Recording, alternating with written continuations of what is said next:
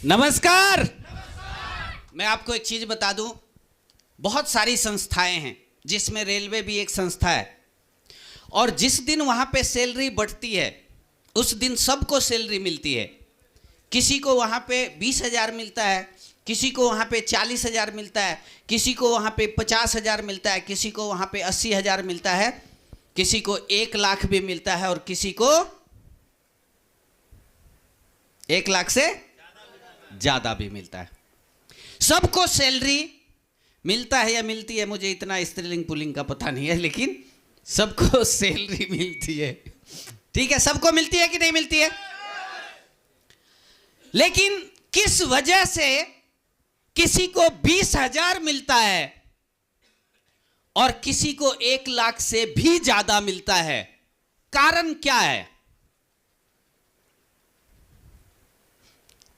कारण है कि लेने की जो क्षमता है वो किसी के अंदर 20,000 लेने की क्षमता है और किसी के अंदर लाख रुपए से ज्यादा लेने की क्षमता है।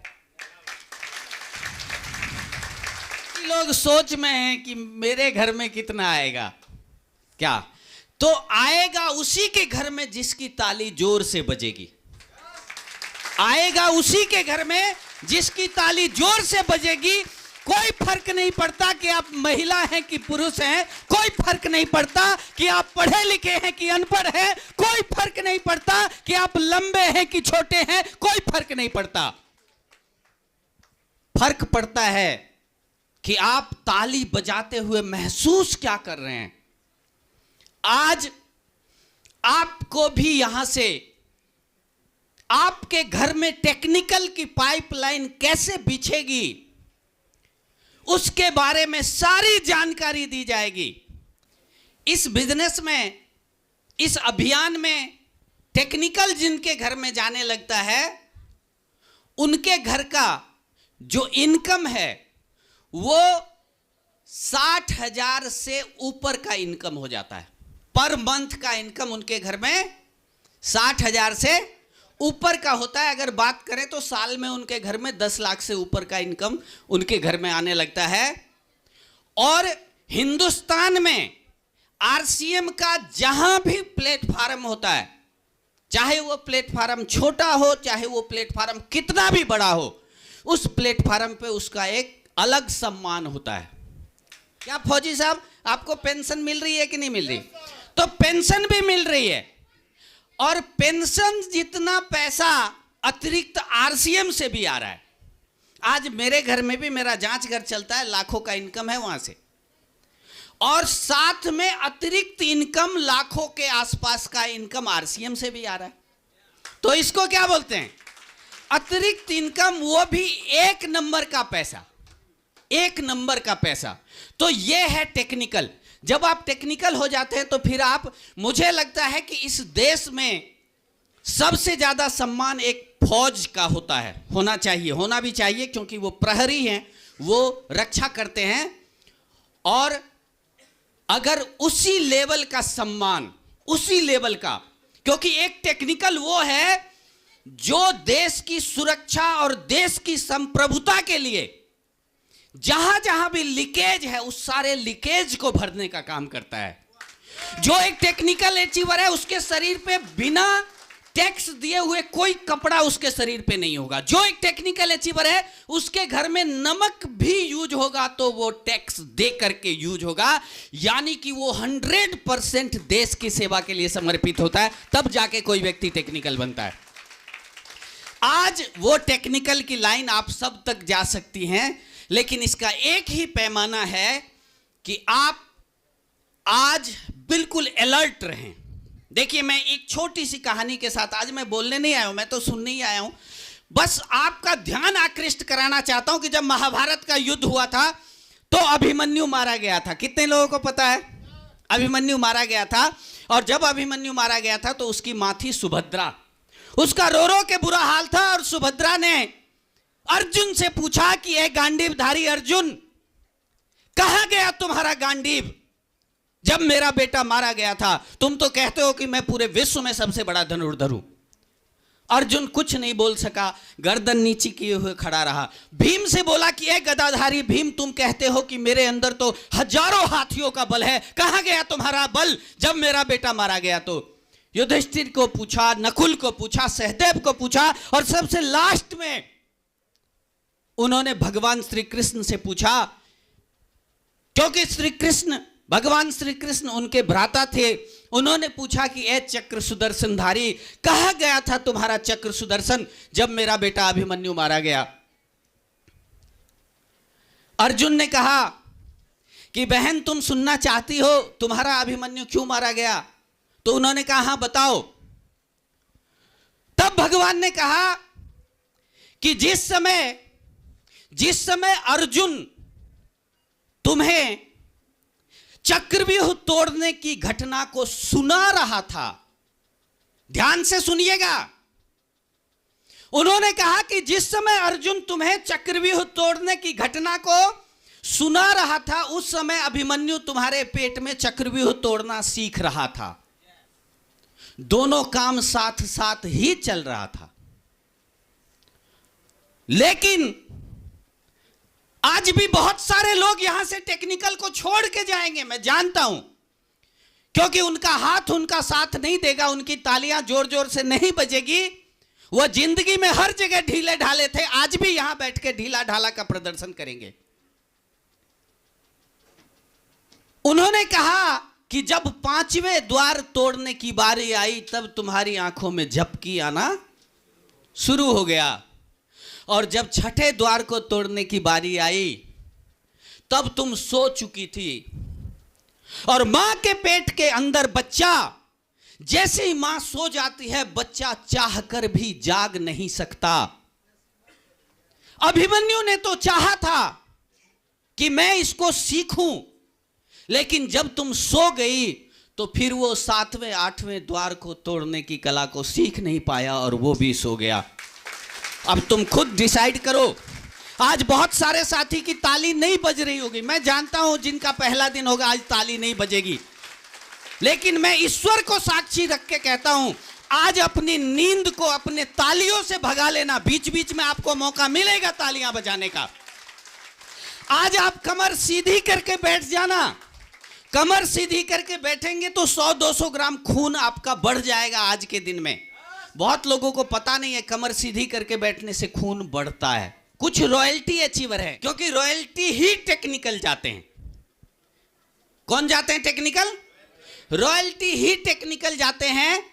और रॉयल्टी वैज्ञानिक को मिलता है क्योंकि वो आविष्कार करता है। रॉयल्टी गायक को मिलता है, सभी गायक को नहीं मिलता है, जिनके गाने चलते हैं उन गायक को रॉयल्टी मिलती है। और रॉयल्टी मिलती है जिन्होंने कोई अन्वेषण किया है, वैज्ञानिकों को रॉयल्टी मिलती है। और आरसीएम में भी, क्योंकि यह भी एक आविष्कार है। एक जो मार्केट, सारा पैसा कहां है? मार्केट में। और मार्केट से पैसा छीनना यह भी एक आविष्कार है। तो मैं ऐसे साथियों को सैल्यूट करता हूं जो रॉयल्टी पे हैं। और एक बार मैं आप लोगों की जोरदार जबरदस्त ताली, रॉयल्टी वाली ताली के साथ मैं सभी रॉयल्टी अचीवर को यहां पे बुलाना चाहता हूं। पूरी दुनिया के ताने सुन सुन के, क्योंकि सबको मना किया जाता है। मैं जांच घर चलाता था, सरकारी नौकरी करता था, फिर लोग कहते थे सर आपको क्या जरूरत है आरसीएम करने की। मैं कहता था भैया अभी समझ में नहीं आएगा, बाद में आएगा समझ में। तो ये सब उन तानों को सुन सुन के इन्होंने अपने घर की का पाइपलाइन लगाया है। अब ये इस दुनिया में रहे या ना रहे, नहीं रहने के बाद भी इनके घर में रॉयल्टी रूपी इनकम जाती रहेगी। मैं एक बार इन सभी साथियों से इनका नाम, आरसीएम में आने के साथ और क्या करते थे वो काम बताएंगे, और पहला इनकम, सबसे बड़ा इनकम और टोटल इनकम। सर नाम उमेश कुमार मुखिया, इसी दरभंगा जिला के टाटी प्रखंड के पेरास गांव कट्ठा का मैं रहने वाला हूं। इस आरसीएम बिजनेस से पहले पढ़ाई के साथ साथ राजमिस्त्री का काम किया करता था, और इस आरसीएम बिजनेस में 2014 को ज्वाइन किया। और पहला इनकम 655 था, और सबसे बड़ा हाईएस्ट इनकम 75,955 रुपया, और अभी तक का टोटल इनकम 23 लाख प्लस। जोरदार ताली बजाइए भाई। राज मिस्त्री कैसा होता है आप जानते होंगे। आइए सर। जी, नाम वीरेंद्र कुमार है। इससे पहले की बात करें तो बहुत सारी कंपनी हमने करी है। पहला इनकम की बात किया जाए तो 52 रुपया से हमने देखा, और यदि हाईएस्ट इनकम की बात की जाए तो लगभग में 42,000 रुपया, और टोटल इनकम की बात की जाए तो 22,84,000 रुपया अभी तक दिए। जोरदार ताली बजाएंगे। जी, नाम अशोक कुमार मंडल। इससे पहले की हम बात करें तो 21 कंपनी छोड़ के 22वीं कंपनी है। पहला इनकम की अगर हम सर बात करें तो 648, और हाईएस्ट इनकम 33,091, और टोटल इनकम 24,66,000। जोरदार ताली। और देखिए, जो बहुत सारे लोग भटकते रहते हैं ना, कभी कभी आपकी टीम भी कई कंपनियों में चले जाती है, तो इन दोनों आदमी को याद रखिए। ये दोनों आदमी 20-22 कंपनी करके और आरसीएम में आज टिक गए, आरसीएम में अस्थायी हो गए हैं। और दिलीप जी के बारे में मैं जितना भी कहूं, आज चूंकि सीखने का समय है इसलिए ज़्यादा तो नहीं बोल सकता। नाम दिलीप यादव, कटरा का रहने वाला हूं। पेशे से LIC एजेंट। पहला income 512, total income 31 lakh plus, highest income 1,11,000। नाम सुरेश पासवान, दरभंगा जिला का प्यारा सा RCM विलेज कटरा का रहने वाला हूं, और पहला इनकम याद नहीं आ रही है। हाईएस्ट इनकम 80,000 रुपया एक महीने का, और टोटल इनकम 26 लाख प्लस। जी, नाम राजकुमार कामती, अंधराठाड़ी प्रखंड के खूबसूरत सा गांव है रतपार, मैं वहीं से बिलोंग करता हूं।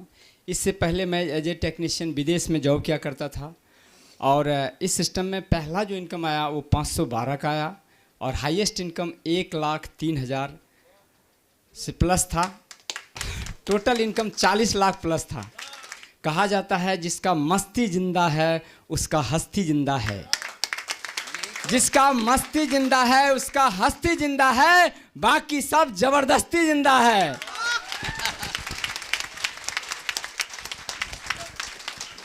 जी, नाम बलराम पासवान, और RCM से पहले मैं एक शिक्षित बेरोजगार हुआ करता था, और वर्तमान में मैं अभी राशन वाला डीलर भी हूँ। डीलर और RCM मैंने 5 साल पहले शुरू किया, दोनों एक साथ। RCM में आने के बाद ज़िंदगी जीने का मकसद पता चला। पहला इनकम जो मेरे घर में आए थे वो 220 रुपया, highest income 32,700, total income 11.5 lakh. Thank you. एक बार जोरदार और जबरदस्त वाली ताली बजाएंगे और सर लोग अपने अपने जगह पे जाएंगे। आज मैं जो भी हूं, मेरे जीजा जी आज मेरे साथ हैं। ये जानते हैं, मुझे बचपन से जानते हैं, इन्होंने मुझे गोद में खिलाया। ये जानते हैं मुझे बोलना भी नहीं आता था, और जब भी मैं कभी बोलता था तो लोग कहते थे तू चुप, तुझे बोलना भी नहीं आता है। मैं सच बोल रहा हूं सर, मेरे जीजा जी सुन रहे हैं यहां पे। अपनी वो स्थिति थी, मैं रात भी अपने चाचा जी के पास सर को भी बैठा के मैंने इस घटना का जिक्र किया कि जिस दिन वो गांव आते थे उस दिन मुझे भरपेट खाना मिलता था, क्योंकि जब वो आते थे तो उन्होंने मेरा नाम रखा था बुरबक। वो जोर से बुलाते थे बुरबक, तो मैं समझ जाता था कि खाना के लिए बुला रहे हैं, और मैं एक कटोरा लेके उनके पास पहुंच जाता था और मेरा पेट भरता था उस दिन। एक ही संकल्प कि इसको हर कोई कर सकता है, बस जरूरी है कि वो पाइपलाइन आप तक आए। आज आप कुछ ऐसा एक्साइटमेंट के साथ में बैठिए कि आज ही निर्णय हो जाए कि 2025 में कितने लोग टेक्निकल अचीवर बनेंगे। एक बार खड़े होकर जोरदार और जबरदस्त ताली बजाएंगे, और मैं इन्वाइट करता हूं आदरणीय गोपाल सर को। Welcome sir.